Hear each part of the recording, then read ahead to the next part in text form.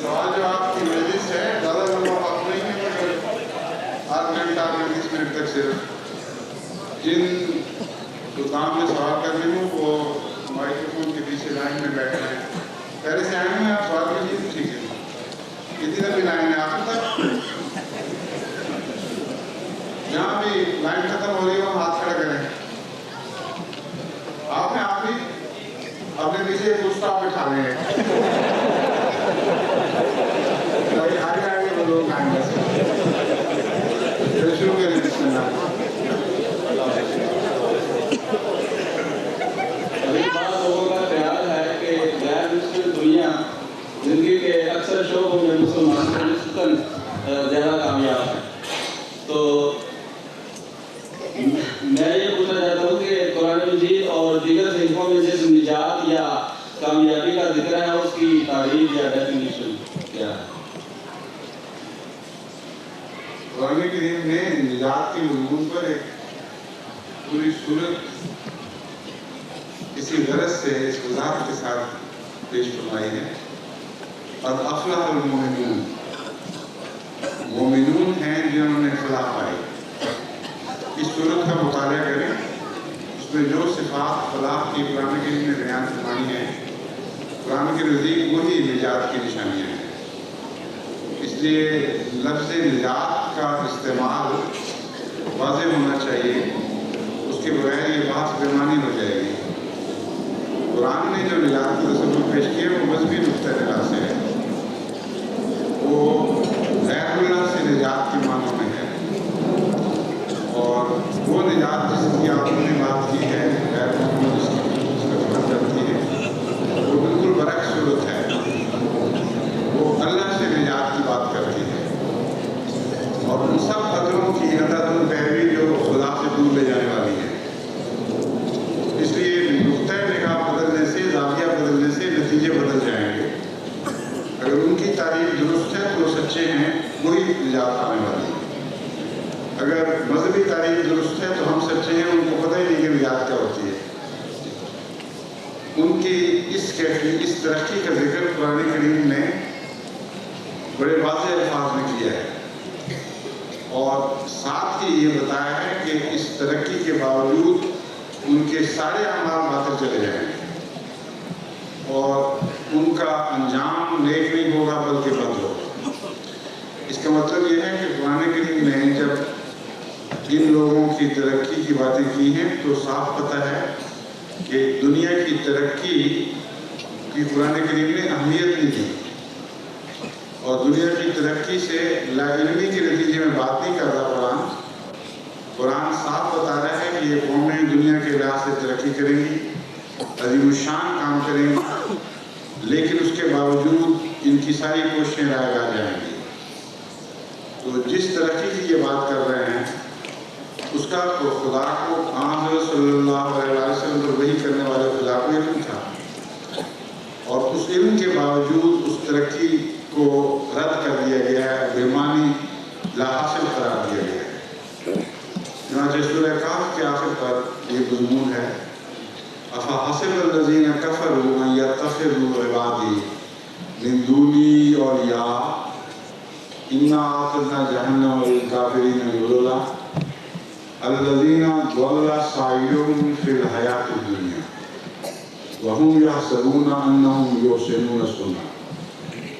اس میں خاص طور پر عیسائی قوموں کا ذکر ہے. ان قوموں کا ذکر ہے جنہوں نے خدا کا بیٹا بنا لیا اور خدا کے سوا معبود بنا لیے. سورہ کہف حضرت صلی اللہ علیہ وسلم کے نزدیک آپ کی سند اس بات کو حاصل ہے کہ عیسائیت کے متعلق ہے. عیسائیت کا آغاز، عیسائیت کا انجام اس صورت میں بیان ہوا ہے. تو میں جو آیت بتا رہا ہوں یہ انجام والی آیت ہے. اس میں اللہ تعالیٰ فرماتا ہے کہ وہ لوگ جنہوں نے خدا کے سوا کثرت سے ارباب بنا لیے ہیں، خدا کے ساتھ اور بہت سے سینٹ گھڑ لیے ہیں، ان کو یہ غلط فہمی ہے کہ وہ ترقی کر چکے ہیں اور وہ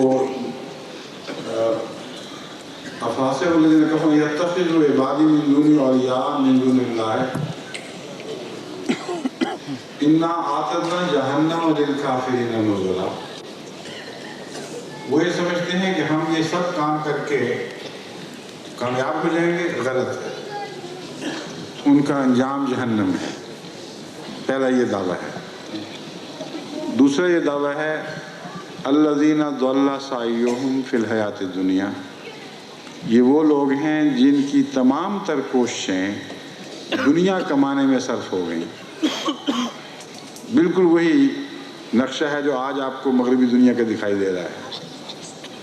और सनतों में इन्होंने गैर मामूली तरक्की की है, क्योंकि फरमाया वहुम यहसबूना अन्नहुम युहसिनून सुन्ना, और वो ये गुमान करते हैं कि उन्होंने सनत में कमाल कर दिया है, यानी हाईली इंडस्ट्रियलाइज हो गए हैं, और इस बना पर उनको फख्र है। इन्ना आतदना जहन्नम लिलकाफिरीन नुज़ुला कुल हल नुनब्बिउकुम बिल अख़सरीन आमाला। ये वो है पूरी आयत ये है, कुल हल नुनब्बिउकुम बिल अख़सरीन आमाला अल्लज़ीना ज़ल्ला सायुहुम फिल हयातिद दुनिया। ये क्या मैं तुम्हें उन लोगों का हाल न बताऊं जिनके अमाल दुनिया में सबसे ज्यादा घाटा पाने वाले हैं, लेकिन वो ये समझ रहे होंगे कि चूंकि वो दुनिया में सनतों में गैर मामूली तरक्की कर चुके हैं, इसलिए उन्होंने निजात हासिल कर ली। लेकिन खुदा के नज़दीक उनके अमाल सबसे ज्यादा घाटे वाले हैं। वहुम यहसबूना अन्नहुम युहसिनून उलाइका अल्लज़ीना कफ़रू बिआयाति रब्बिहिम। ये हम उन लोगों की बात कर रहे हैं जो दुनिया की तरक्की करते हैं और फिर खुदा की आयात का इनकार करते हैं। कफ़रू बिआयाति रब्बिहिम व लिक़ाइही, और खुदा से मुलाकात का भी इनकार करते हैं। हबीतत अअमालुहुम वला नुक़ीमु लहुम यौमल क़ियामति वज़ना। इस बिना पर इनकी सारी कोशिशें, सारे अमाल गाए जाएंगे और क़यामत के दिन उनके लिए कुछ नहीं होगा। ये इतनी खुली वाज़ेह तस्वीर आज से 1400 साल पहले इन कौमों की खींच दी गई और बता दिया गया कि इनको सनतों में तरक्की पर फख्र भी होगा, और ये खुदा की निशानियों का भी इनकार करेंगे और खुदा से मुलाकात को लगन करार देंगे, बेमानी बात करार देंगे। यानी इसी दुनिया में मरकर हमें मिट्टी हो जाना है, इससे ज़्यादा कुछ नहीं। ये जो तुम बातें करते हो कि आगे जाके जिंदा होंगे, फिर पकड़े जाएंगे, फिर हिसाब किताब होगा, सब फजील से ये सारा मज़मून कुरान करीम ने खोल कर बयान फरमाया है और इनकी तरक्की को अक्सरीन आमाला करार दिया है। ये सबसे ज़्यादा घाटा पाने वाले लोग, बस तरक्की का इनकार नहीं है। आप कैसे तरक्की का इनकार कर सकते हैं? जिस मुल्क में आप बैठे हैं बेइंतहा तरक्की याफ्ता है, लेकिन वो तरक्कियात जो इस बिल अंजाम किसी के काम ना आए, जिसके बाद फिर आइंदा जिंदगी में नुकसान ही नुकसान हो और खुदा की नाराजगी हो, उन तरक्कियात का कोई फायदा नहीं। ये है बुनियादी बात। जब आप ये बात उनसे कहेंगे तो वो मानेंगे नहीं। वो कहेंगे तुम झूठी ख्याली दुनिया में बस रहे हो, मरने के बाद किसी ने नहीं उठना, और तुम खामखा की जन्नत में ज़िंदगी बसर कर रहे हो। जो कुछ इस दुनिया में है बस यही है, और हम जो तरक्की कर चुके हैं तो उससे मालूम हो ख्याली बातें हैं। ये जवाब देंगे। ये जवाब उनका भी कुरान करीम में बयान फरमा दिया है। और मैं खुदा की लिखा का इनकार कर रहे हैं, तो जब वो लिखा का इनकार ही कर रहे हैं तो आपकी दलील तो नहीं मानेंगे फिर। इसलिए इनसे इस मामले में बहस बिल्कुल बेमानी है। इनको यही बताया जा सकता है कि हमारे नज़दीक ये दुनिया आर्ज़ी है, ये दारुल इम्तिहान है, इसलिए पैदा नहीं की गई, और सारा निज़ाम इसलिए पैदा नहीं किया गया कि हम मर के मिट्टी हो जाएं, डस्ट टू डस्ट और ऐश to ash, Ashes to Ashes हो जाएं, बल्कि इस सारे कारोबार का एक मकसद है। اور وہ خدا تعالیٰ نے سب کچھ بیکار پیدا نہیں کیا. اگر سب کچھ اتنا ہی ہو جتنا دنیا میں ہے تو اس کا مطلب یہ ہے کہ انسان جتنا چاہے کسی کو ظلم کر لے, جتنا بڑا چالاک ہوگا اتنا ہی زیادہ وہ خود غرض ہو, اتنا ہی زیادہ وہ اپنے اور اپنے پیاروں کے لیے بات چیزیں اکٹھی کرے, اور دنیا چاہے بھوکی مرے, دنیا چاہے عذاب میں مبتلا رہے, اس کو کوئی پرواہ نہ ہو. اس کا مطلب تو یہ ہے کہ مرکے میں مٹی ہو جانا ہے, اس کو کیا فرق پڑتا ہے کیا ہوگا. تو اگر ان کی اسکیم آف تھنگس کو مان لیا جائے تو پھر اس دنیا میں کوئی امن کی ضمانت نہیں ہے. پھر اس کا لازمی نتیجہ یہ نکلتا ہے کہ ہر طاقتور ہر دوسرے کمزور پر ظلم کرے اور اپنے لیے سب کچھ لے لے, کیونکہ ایک دفعہ اس نے لینا ہے. اس زندگی میں جو چاہے کر دے, نہ پوچھ گچھ نہ کوئی حساب کتاب, اور ایک دفعہ جو غالب آ جائے وہ غالب کر کے عیش و عشرت کر کے دنیا سے رخصت ہوگا, کون اس کو پوچھے گا. تو یہ دو فلسفے الگ الگ ہیں, بد مقابل ہیں ایک دوسرے. ایک فلسفہ ایسا ہے جو لازماً انسان کو ظلم پر مزید آمادہ کرے گا, اور اس کے نتیجے میں اس دنیا میں بھی ان کا اکثرینہ ہونا ثابت ہو جائے گا. یہ وہ طریقے بحث ہے جس میں آپ ان کو ہرا سکتے ہیں. میں آخرت سے ڈرا کر نہیں, کیونکہ قرآن کریم نے ہمیں پہلے فرما دیا ہے آخرت کا تو انکار کر دیں گے. یہ کہیں گے کس نے خدا سے ملنا ہے, سوال ہی نہیں کر رہا, پاگلوں والی بات. لیکن جب ان کے اس فلسفے پر آپ اس کا تجزیہ کر کے اس کے طبی نتیجے ان کے سامنے پیش کریں تو یہ بات ثابت ہو سکتی ہے کہ یہ اکثرین اعمال ہیں. وہ لوگ جن کے اعمال دنیا کو جنت بنانے کے لیے بار بار جہنم بنائیں اور پھر خود یہ لوگ سزا پائیں, وہ کیسے کہہ سکتے ہیں کہ ہم زیادہ نجات یافتہ ہیں, ہم زیادہ ترقی یافتہ ہیں. پچھلی جو 2 جنگیں ہو چکی ہیں ان کا تجزیہ کر کے دیکھیں. ان لوگوں کی آخرت سے بے خوفی اور خود غرضی کے نتیجے میں یہ جنگیں واقع ہوئی, اور خود ان لوگوں نے ایک دوسرے پر اتنے مظالم توڑے ہیں کہ ان کے ذکر سے بھی انسان کے رونگٹے کھڑے ہوئے. ساری تہذیب کا پارا پارا ہو گیا, اور تہذیب کے نام پر جو ترقیاں کی تھیں وہ ساری انہوں نے قلعدم کر دی. تو آئندہ بھی یہی ہوگا. اس لیے آپ ان سے جب گفتگو کریں تو اس میدان میں کریں, اکثرین اعمال والے میدان میں. ان سے کہو تمہارے اعمال نے تمہیں پہلے ہی کیا دیا تھا, ہر ترقی کے بعد تمہارے لیے اسی ترقی میں سے جہنم پیدا ہوئی ہے. تمہارے گھر ٹوٹ رہے ہیں, تم عیش و عشرت میں گزار اتنی ترقیاں کر چکے ہو, جرم بڑھ رہے ہیں, رشوتیں بڑھ رہی ہیں, بدیانتی بڑھ رہی ہے, اور امن اٹھتا جا رہا ہے تمہارے گھروں کا. سنگل پیرنٹ بچے زیادہ ہو رہے ہیں, چھوٹے بچوں میں مظالم ہو رہے ہیں. یہ بھی تو ہے ہماری حالت جس کو تکڑی کے ایک پلے میں ڈال کے دیکھو. تو یہ وہ پہلو ہے جس پر آپ ان سے گفتگو کر سکتے ہیں. میرے پاس زیادہ تفصیل سے گفتگو کا وقت نہیں, لیکن اشارے میں نے کر دیے ہیں. جو قرآن کریم نے بات کھول دی ہے اس میں ہمارے لیے ساری حکمتیں ہم پر واضح فرما دی گئی ہیں. بالآخر ان کے اعمال بے نتیجہ ہوں گے یا ان کے لیے منفی نتیجے پیدا کریں گے, اور ان کی ترقی ان کو کوئی فائدہ نہیں پہنچا سکے گی. سمجھ گئے؟ آئیے اگلا سوال چھوٹا سا بچہ کر رہا ہے. ہاں کیا بات ہے بیٹا؟ میں نے پوچھنا تھا کہ ان کے نماز کس کے لیے پڑھتے ہیں؟ کس کے لیے؟ نماز کے 2 پہلو ہیں. ایک تو اپنے لیے پڑھتے ہیں تاکہ ہمیں فائدہ پہنچے, اور خدا کے سامنے پڑھتے ہیں, خدا سے باتیں کرتے ہیں, اس کے حضور جھکتے ہیں. تو ایک پڑھنے والا ہے, ایک وہ جس کی خاطر پڑھی جاتی ہے. لیکن فائدہ خدا کو نہیں ہوتا, فائدہ پڑھنے والے کو ہوتا ہے. سمجھے؟ نماز کے نتیجے میں اس کی اصلاح ہو رہی ہوتی ہے, وہ ایک اچھا آدمی بن رہا ہوتا ہے. اس لیے فائدہ تو اس کو ہی پہنچتا ہے نا, فائدہ تو اللہ کو کوئی نہیں پہنچتا. اس پہلو سے اپنے خاطر پڑھتے ہیں.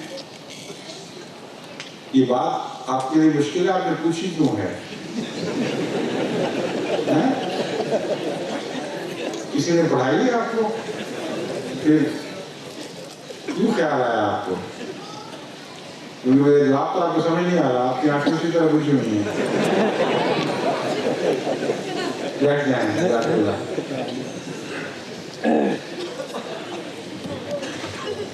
سیدی السلام علیکم. وعلیکم السلام ورحمۃ اللہ. فرمائیے. سرکرم نسل شیف پڑھتی ہے. جی. سوال یہ ہے کہ اصحاب کہف عیسیٰ علیہ السلام کی زندگی کے کتنے سال بعد نمودار ہوئے؟ یہ لوگ کسی کے تربیت یافتہ تھے یا براہ راست اللہ سے الہام کے نبوت تھے، یعنی کیا نبی تھے؟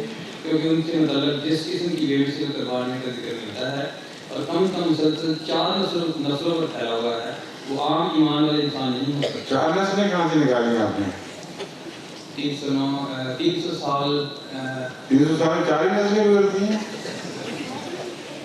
گزشتہ 100 سال میں مسیح علیہ السلام سے لے کے اب تک 5-5 6 نسلیں بھی ہو گئی ہیں. جی کم از کم تو کم سے کم کوئی سوال ہی نہیں.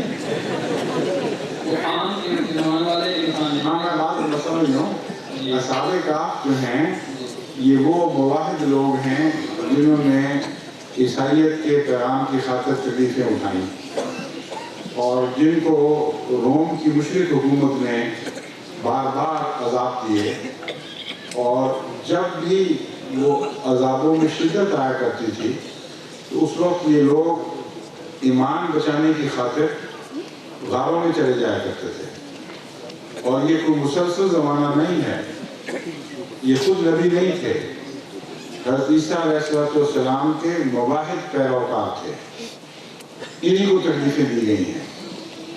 وہ لوگ جنہوں نے رومن امپائر کے سامنے سر جھکا دیے اور اپنے مذہب کو بدل دیا، ان کو نہیں، ان لوگوں کو عذاب دیے گئے ہیں جو مواحد تھے. اور 300 سال میں مختلف وقتوں میں عذاب دیے گئے اور پھر بعض دوسرے وقتوں میں کھلا آرام بھی مل گیا. کبھی زمین دوز ہو جاتے تھے، کبھی باہر آ جاتے تھے. یہ خیال غلط ہے کہ یہ مسلسل 300 سال زمینوں کے اندر رہے ہیں. سمجھ گئے ہیں آپ بات؟ ٹوٹل مجموعہ جو ان کی تکلیفوں کا ہے وہ غالباً 9 سال یا اس کے لگ بھگ ہے، لیکن 300 سال کے عرصے میں مختلف وقتوں پہ پھیلا ہوا ہے. کسی رومن امپائر بادشاہ نے کسی وقت بہت شدت کی چند مہینے یا سال عذاب دیے، اس کے بعد پھر وہ بات ختم ہو گئی، پھر ان کو سکون مل گیا، پھر یہ باہر آ گیا، پھر دوبارہ کسی نے شروع کر دیا. تو جماعت احمدیہ کے ساتھ جو ہو رہا ہے اسی طرح کا مضمون ہے. اب جب سے ضیاء الحق نے آرڈیننس جاری کیا ہے جو اچانک وال اٹھتا ہے نا ظلموں کا، وہ کبھی کبھی اٹھتا ہے اور تھوڑی دیر کے لیے رہ کر پھر بھول جاتا ہے، مسلسل نہیں ہے. اگر مسلسل ہو تو یہ کمزور جماعت کی برداشت سے باہر ہو جائے. اس لیے کہیں ڈم صاحبان میں ایک خاص طور پر چمک اٹھی ہے، کہیں چک سکندر میں ایک وبال اٹھا ہے، کہیں ننکانہ صاحب میں، کہیں بلدان میں، کہیں کوئٹے میں، لیکن کچھ عرصے کے لیے رہتا ہے اور پھر آہستہ آہستہ ٹھنڈا پڑ جاتا ہے. سارا عرصہ دکھوں کا ہی عرصہ ہے، لیکن دکھوں میں شدت چند مہینوں کے لیے، چند ہفتوں کے لیے پیدا ہوتی ہے. اس نقطۂ نگاہ سے میں سمجھتا ہوں کہ اصحاب کہف کا بھی کل زمانہ جو شدت کی تکلیفوں کا تھا وہ 9 سال کے لگ بھگ ہے، اور باقی عرصے میں ان کو پڑھنے کا بھی موقع ملتا تھا. تکلیفیں تھیں بھی تو اتنی نہیں تھیں کہ وہ برداشت نہ کر سکے.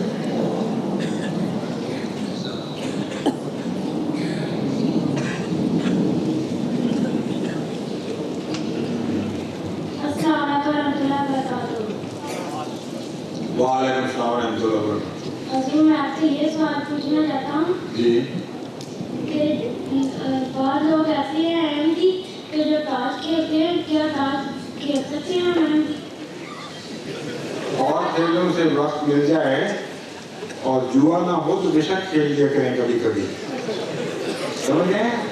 لیکن جو تاش کھیلنے والے ہیں ان میں نے دیکھا ہے کہ وہ باقی سارے کام پھر چھوڑ دیتے ہیں، نہ وقت پہ نمازیں پڑھتے ہیں، نہ پڑھائیاں کرتے ہیں، نہ دوسرے کام کرتے ہیں. جو عادی بن جائے تاش کے وہ تو نہایت ذلیل لت ہے. ایسے لوگ میں دیکھے ہیں جو کہ باقاعدہ اڈے بناتے ہیں دن رات تاشوں میں لگے ہوئے، اس لیے یہ ناپسندیدہ بات ہے۔ لیکن ویسے کبھی بغیر پیسہ لگائے، بغیر شرط لگائے تاش کھیل لیا جائے اتفاقاً یا کسی چھٹی کے وقت مجلس کے موڈ میں ہو، تو ایسا گناہ نہیں ہے کہ اس کے متعلق سختی سے منع کیا جائے۔ سمجھ گئے بات؟ توازن رکھیں، کبھی چھٹی کے وقت زائد وقت ہو تو ایک آدھ بازی لگا لی، لیکن پیسے نہ لگائے، ٹھیک ہے؟ اب میرا حوالہ دے کے لوگوں میں تاش نہ جاری کروا دیں۔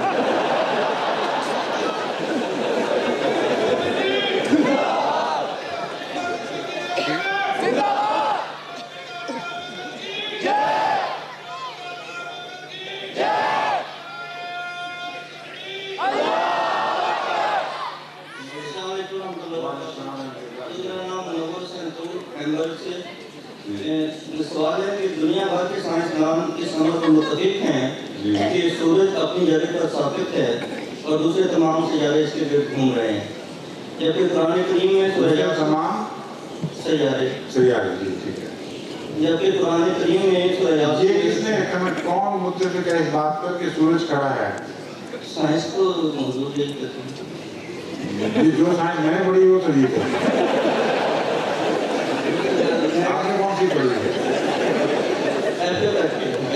ساری کائنات گھوم رہی ہے، کائنات میں ایک بھی ستارہ، ایک بھی سیارہ کھڑا نہیں ہے، سورج اپنے تمام سیاروں سے بھی گھوم رہا ہے۔ میرا سوال حل ہو گیا۔ اور قرآن کریم اور قرآن کریم سے بات ہے کل فی فلک یسبحون، ہر ایک جیزوی صورت میں گھوم رہا ہے، اور یہ ثابت شدہ حقیقت ہے۔ جزاکم اللہ۔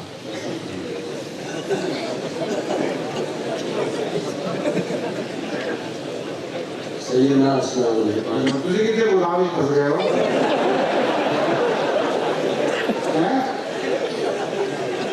مجھے اس کو غلامتی ہے، لیکن جو پوچھنا چاہتا ہوں وہ ساری جماعت کے لیے۔ اچھا جزاک اللہ، فرمائیے۔ سیدنا مسلم موعود رضی اللہ تعالیٰ عنہ فرماتے ہیں مقصود میرا حل ہو جائے اگر مل جائیں مجھے دیوانے۔ یہ کہاں فرمایا؟ میں نے اتنی کبھی پڑھائی یہ مقصود میرا حل ہو جائے، یہ دکھائیں مجھے، کہیں نہیں دکھاؤ۔ حضرت مسلم بہت اچھا والا شعر کہہ لیا کرتے تھے، اس میں تو وزن ہی کوئی نہیں۔ وہ ہے مقصود میرا پورا ہو اگر حل ہو جائے، نہیں ہے، سمجھ گیا نا؟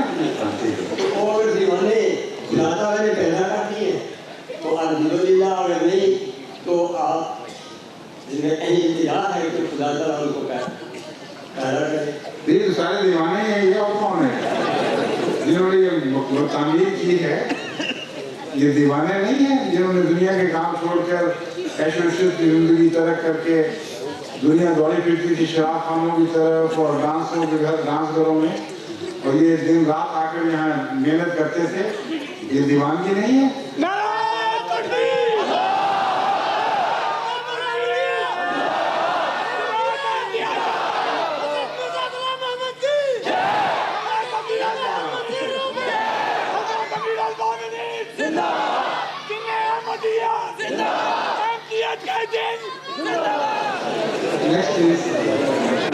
السلام علیکم۔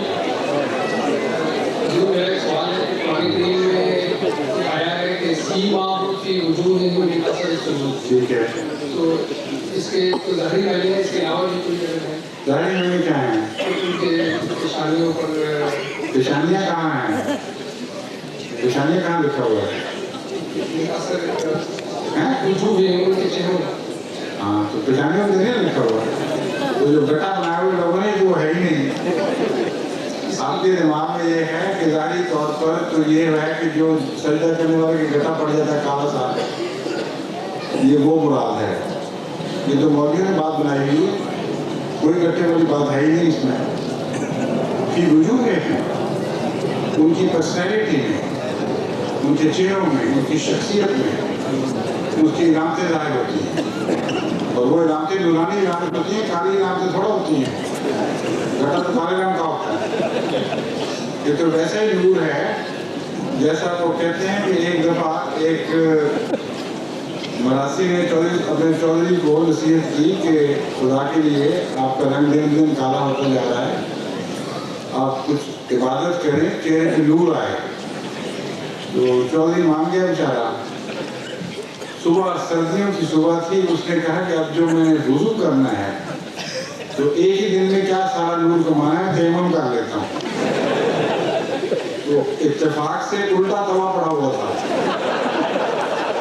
उस पर तयम्मुम करके नमाज पढ़ने चला गया। बरासी को उसने देखा, उसने कोई नूर आया हुआ है चेहरे पे, कटा मान के आया।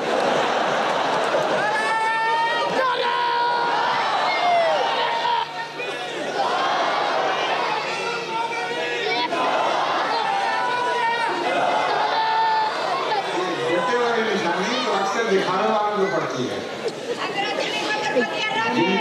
जिनको आदत है दिखावों की, वो लोग आमतौर पर माथे रगड़ के गटा डाल देते हैं। कुरान करीम में माथे का जिक्र ही कोई नहीं है। कुरान करीम में वजूद का लफ्ज़ इस्तेमाल किया है, तो अल्लाह ताला के मुताबिक भी फरमाया गया है। वजूद से मुराद उसकी पर्सनैलिटी, उसकी शख्सियत है। तो फरमाया कि उनकी शख्सियतें तब्दील हो जाती हैं, उनमें तो अल्लाह के नूर देखते हो, उनके अंदर पाक लोगों की अलामतें ज़ाहिर होने लग जाती हैं। यही मतलब है, और कोई ज़ाहिर मतलब नहीं है।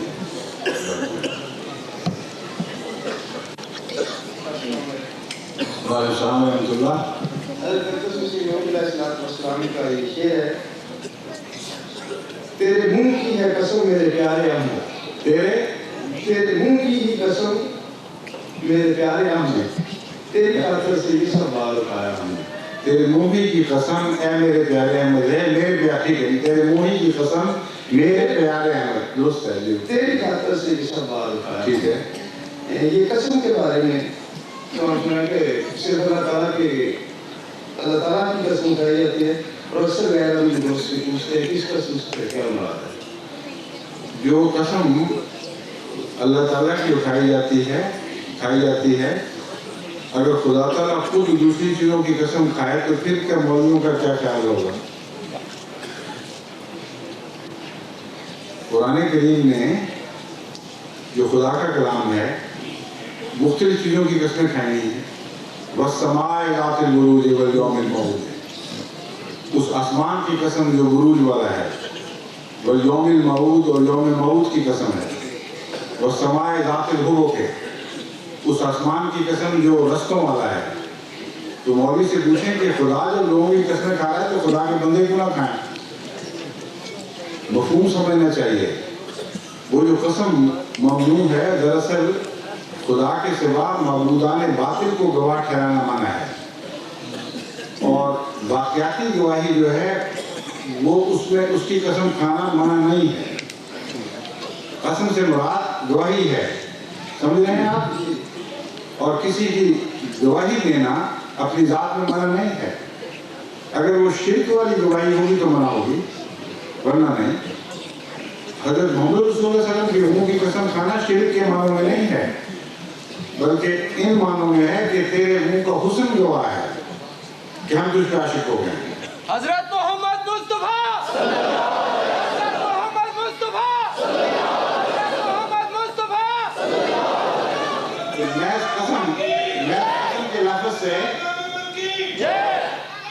कसम के लफ्ज़ से एतराज़ नहीं पैदा होता, देखना है कि मज़मून क्या बयान हुआ है, समझ गए?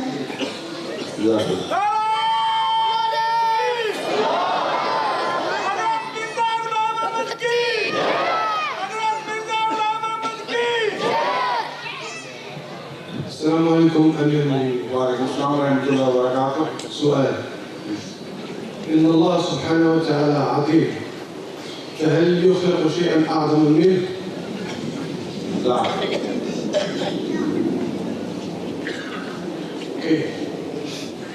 ला युख़लक़ु शैअन अअज़म मिन्हु, did you say that? Yeah. So the answer is la. सुआल है, لقد ابتدأت معظم سور القرآن في حروف. یہ کہنا کہ جلدی سے سمجھے تو پہلے مجھے بتائیں گے جو سمپل جواب ہے وہ میں دے چکا ہوں آپ کو. یہ کہہ رہے ہیں کہ اللہ تعالیٰ نے اپنی صفت عظیم بیان کی ہے، اعظم نہیں بیان کی، تو کیا اللہ تعالیٰ اعظم ہے؟ انہوں نے تو اعظم ہی وہ کہا تھا. یہ اللہ تعالیٰ کی صفات تو اعظم ہے. میں نہیں سمجھا اس بات کو. نہیں، میں تو یہ سمجھ رہا تھا کہ یہ کہہ رہے ہیں کہ خدا کی صفات جو ہیں اعظم جو ہے، خدا سے بھی کوئی اعظم چیز ہو سکتی ہے. من ہو جب انہوں نے کہا تو میں یہ سمجھا تھا کہ کہہ رہے ہیں کہ خدا سے بھی کوئی اعظم صفت ہو سکتی ہے.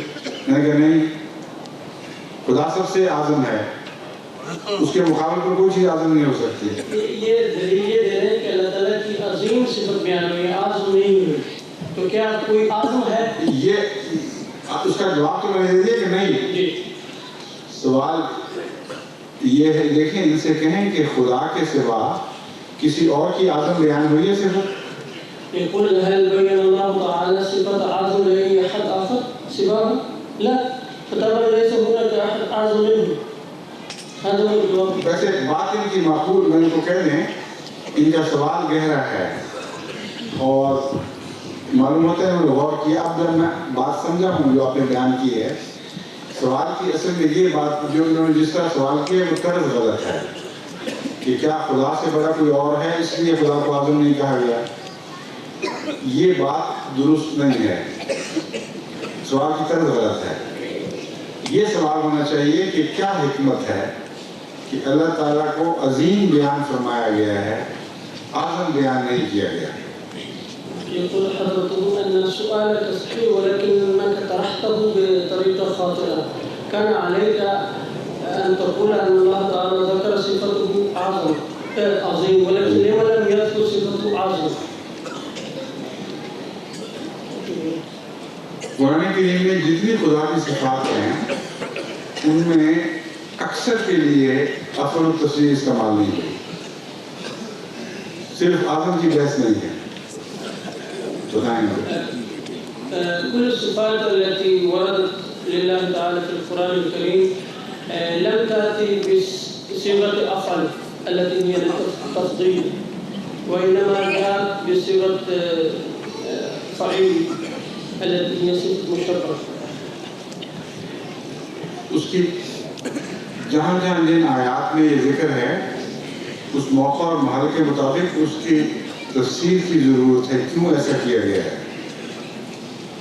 دراصل قرآن کریم نے اکبر بیان کیا ہے اللہ کو، اور اکبر کے تابع ہے اعظم.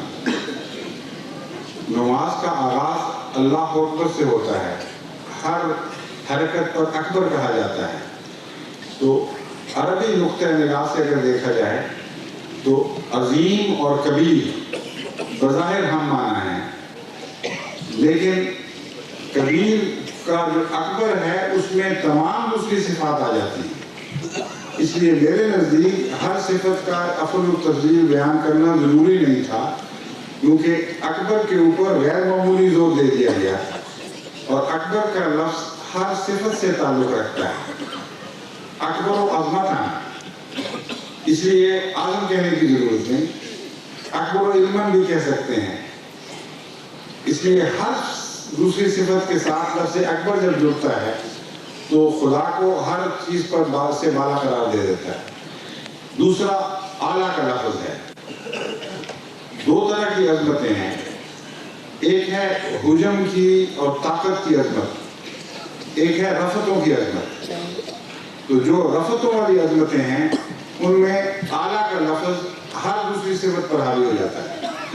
اس لیے جب تک یہ دو صفات قرآن کریم میں موجود ہیں اور بار بار مذکور ہیں، ہر صفت کے ساتھ افعل و تفضیل کا استعمال ضروری نہیں ہے. يقول حضرته أن الله تعالى لم يستخدم في كل مكان صيغة أفعل تفضيل صفاته، ذلك لأنه ذكر صفتين له بصيغة أفعل تفضيل وهو أكبر وأعلى. أكبر تعطي معنى أشد من أعظم، مثلا يمكن أن تقول هو أكبر عظمة وأكبر علما، فما دام الله تعالى قد استخدم هذه الصفة فهذه الصفة قد غطت كل الصفات الأخرى، كأنها أيضا تعني بأنها بصيغة التفضيل التي هي أفعل. ثم العظمة تكون أحيانا من جهة الكمية، فلذلك الله تعالى استخدم كلمة أكبر لصفاته، ولكن بعض الأحيان العظمة تكون بمعنى الرفعة، لذلك استخدم الله تعالى صفة له وهي أعلى التي تعني الرفع المنتهى. That is the reason جب ہم رکوع میں جاتے ہیں تو وہاں پہلے عظیم کا لفظ استعمال کیا ہے، اور جب ہم سجدے میں جاتے ہیں جو انتہائی تذلل کی حالت ہے وہاں اعلیٰ کا لفظ استعمال فرمایا گیا ہے. تو جو انتہائی عجز کی حالت ہے اس میں خدا کی بلندی رفعت اعلیٰ کے ساتھ بیان کر کے یہ مضمون بیان کر دیا گیا کہ ہر مضمون میں ہر چیز میں سب سے بلند تر ذات وہی ہے. اس کے بعد ہر تفصیل کے ساتھ ہر صفت کے بیان کی ضرورت ہی رہ جاتی. مثلا عندما نركع نقول سبحان ربي العظيم، ولكن عندما نسجد نقول سبحان ربي الأعلى، ليبين الله تعالى أن الإنسان عندما يخضع فيكون الله تعالى هو الأعلى، ليبين أنه أعلى من أي شيء. في سؤال ثاني، لقد ابتدأت سور القرآن بحروف ألف لام ميم ألف لام را، ما السر في ذلك؟ قرآن کریم نے بعض الفاظ استعمال کیے ہیں حروف کے طور پر، لیکن معنی الفاظ کے ہیں، اور اس میں بہت سی حکمتیں بیان ہوئی ہیں. یہ جو مقطعات کی حکمتیں ہیں ان پر مختلف علماء نے مختلف وقتوں میں بہت کچھ لکھا ہے. اس مجلس میں تفصیل سے اس کی گفتگو نہیں ہو سکتی، لیکن مختصراً میں بتاتا ہوں کہ حضرت رسول اکرم صلی اللہ علیہ وسلم کے زمانے میں ایک یہودی عالم نے حضرت صلی اللہ علیہ وسلم پر مقطعات کے نزول کی خبر سنی، تو وہ اٹھ کر آپ کی مجلس میں گیا اور اس نے کہا کہ آپ پر سنا ہے یہ حروف نازل ہوئے ہیں الف لام میم، کیا یہ درست ہے؟ آپ نے فرمایا ہاں. اس نے کہا اس کا مطلب ہے الف کا 1 اور لام کے 30 اور میم کے 40 کلمن ابجد اول گتی کلمان، کاف کے 20 لام کے 30 میم کے 40. تو اس نے کہا اس کا مطلب ہے الف لام میم آپ کی ترقی صرف 71 سال رہے گی. لام کے 30 عدد بنتے ہیں، میم کے 40 بنتے ہیں اور الف کا 1. تو اس نے الف مقطعات کو عدد کے معنوں میں لیا. حضرت صلی اللہ علیہ وسلم نے اس کا انکار نہیں فرمایا، جس کا مطلب ہے کہ مقطعات میں ایک معنی مدتوں کا بھی ہے، بلکہ یہ جواب دیا کہ مجھ پر اور بھی وحی نازل ہوئی ہے اور وہ ہے الف لام میم را. تو را کے 200 ہیں، 200 ایڈ ہوئے، اس کے بعد تیسری وحی الف لام میم صاد را. تو جب یہ باتیں اس نے سنی تو اس نے کہا یہ معاملہ ہماری طاقت سے بڑھتا جا رہا ہے، اس لیے چھوڑ دو اس پہ. اس لیے ایک معنی جو حدیث سے ثابت ہے وہ عددی پیغامات ہیں. حضرت مسلم موعود نے الف لام میم را سے نتیجہ نکالا کہ سن 71 ہجری میں کوئی بہت بڑا واقعہ ہونے والا تھا جس کا عالم اسلام پر اثر پڑنا تھا. اس لیے پہلا عدد جو ہے الف لام میم را کا، الف لام میم کا، یہ اس واقعے کی طرف اشارہ کرتا ہے. اس طرح آپ نے دوسروں کی بھی تشریحات کی. ایک طریق یہ ہے وہ عدد میں اس کو ڈھال دیا جائے اور تاریخی نقطۂ نگاہ سے اسلام کے لیے اس میں پیغامات پڑے جائیں.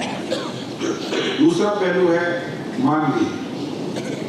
بہت سے فقہا مفسرین یہ سمجھتے ہیں کہ الف اللہ کی کا نشان ہے اور لام علم کا اور میم عالموں میں جو بیان کرنے والا صفت افعل و تفضیل آتی ہے عالم، اس کا آخری حرف میم بیان ہوا ہے. اور عام طور پر یہ بات رواج پکڑ چکی ہے کہ الف لام میم کا مطلب ہے ان اللہ عالم. صاد کا معنی جب کہتے ہیں صادق البار، اور اسی طرح مختلف یاسین میں یا سردار یا سید یہ معنی لیتے ہیں لوگ. تو معنوی طور پر کھلے امکانات ہیں. قرآن کریم کے مقطعات پر غور کرنے سے پتہ چلتا ہے کہ اگر معنی سمجھے جائیں تو ان معنی کا صورت میں آنے والے معنی سے گہرا تعلق ہے. اس کے علاوہ آخری بات کیونکہ بتائیں کہ تفسیر کی بحث میں بہت مختصر بتا رہا ہوں. میں نے غور کیا سورہ فاتحہ کے اندر جو الفاظ استعمال حروف استعمال ہوئے ہیں، کیا مقطعات میں اس کے سوا بھی کوئی حرف استعمال ہوا ہے؟ تو مجھے یہ دیکھ کر حیرت ہوئی کہ سورہ فاتحہ میں جتنے حروف استعمال ہوئے ہیں مقطعات میں ایک بھی ان سے زائد استعمال نہیں ہوا. اس کا مطلب یہ ہے کہ سورہ فاتحہ سے مقطعات کا گہرا تعلق ہے. سورہ فاتحہ میں قرآن کے مضامین کا خلاصہ ہے. میں سمجھتا ہوں کہ الف لام میم اور اسی طرح کی دوسری جو مقطعات ہیں ان میں سورہ فاتحہ کے ان حصوں کی طرف اشارہ ہے جہاں وہ سورہ فاتحہ میں استعمال ہونے ہیں اور ان کے ساتھ مضمون باندھا گیا ہے. یہ بہت لمبی بحث ہو جائے گی، اس لیے خلاصہ تو ان شاء باتوں کو بتا دیں پھر میں بات کو ختم کرتا ہوں. يقول حضرته أن هذه الحروف استخدمت كمختصرات أيضا لبعض المعاني، وأيضا قد كتب عنها العلماء كثيرا من الأقوال، ومنها أن هذه الحروف تشير إلى بعض الآجال وبعض الأحداث. مثلا بحسب القيمة العددية لهذه الحروف، ألف تساوي 1، لام تساوي 30، وميم تساوي 40. فإذا جمعنا كل هذه الأعداد تكون 71. وهذا قد ورد في الحديث أن الرسول صلى الله عليه وسلم عندما نزلت عليه بعض هذه الحروف وهي تسمى مقطعات، عندما نزلت عليه بعض هذه الحروف سمع عنها أحد أحبار اليهود. غالباً حیی بن اخطب کی بات ہے، حیی نے سنا تھا یہ. ربما هو حيي بن أخطب أحد أحبار اليهود، فأسرع إلى مجلس الرسول صلى الله عليه وسلم وقال: سمعت أن هذه الحروف نزلت عليك. قال الرسول صلى الله عليه وسلم: نعم. فقال: معنى ذلك أن أجل أمتك هو 71 سنة وبعد ذلك ستنقرض أمتك. فلم ينكر الرسول صلى الله عليه وسلم قوله، وإنما زاد وقال: نعم وقد نزل علي غيرها. فقال: ما هي؟ فقال: ألف لام ميم را وألف لام ميم صاد. وكل هذه الحروف قد زادت في هذه الأعداد وصارت صار الرقم طويلا، فقال هذا الحبر اليهودي أن أمرك اشتبه علينا وفر من المجلس. ثم يقول حضرته أن هذه الحروف مختصرات لبعض المعاني. مثلا ألف لام ميم، ألف تساوي الله، أنا هي اختصار لأنا، ولام اختصار لله، وميم اختصار آدم. فالمعنى أن الله آدم. ثم ضرب حضرته مثالا آخر مثلا ياسين، معناه يا سيد، فهذا اختصار لكلمتين يا سيد. ثم يقول حضرته أن هناك بحسب التدبر في القرآن معنى آخر، وهو أنني تدبرت في سورة الفاتحة فوجدت أن هذه الحروف التي ذكرت في سورة الفاتحة أيضا ذكرت في هذه المقطعات، وكلما ذكرت في الفاتحة أحد هذه الحروف فهي تناسب هذه المعاني. فالحرف الذي يحتمل أحد هذه المعاني قد ذكر في سورة الفاتحة، وهذا الموضوع مذكور في ذلك المكان الذي يوجد في سورة الفاتحة. इनको बताएं कि सूरह फातिहा में 28 मुक़त्ताअत में से सिर्फ 21 लिए गए हैं। يقول أن عدد هذه الحروف 28، ولكن سورة الفاتحة تذكر منها فقط 21. और जो मुक़त्ताअत हैं उनमें एक भी उन 7 में से नहीं है जो सूरह फातिहा ने छोड़ दिए हैं। सूरह फातिहा ने जो 21 हरफ इस्तेमाल किए हैं, मुक़त्ताअत उन्हीं हरूफ के अंदर रहते हैं, बाहर नहीं निकले। والحروف 21 التي استخدمتها الآية في سورة الفاتحة هي نفس الحروف المقطعات.